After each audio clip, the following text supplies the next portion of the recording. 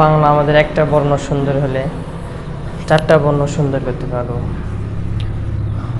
প্রথমে মাত্রা দিব, এই জায়গা থেকে সুন্দর করে আলিফের মতো নিচের দিকে নিয়ে আসবো।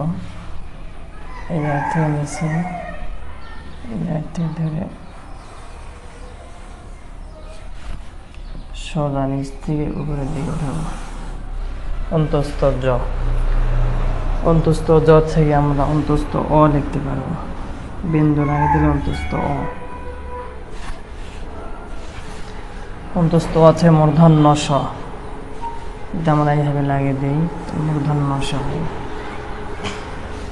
মূর্ধন্য স থেকে এতটুকু মিশাই দিই, এই জায়গা থেকে ফ হয়ে গেল।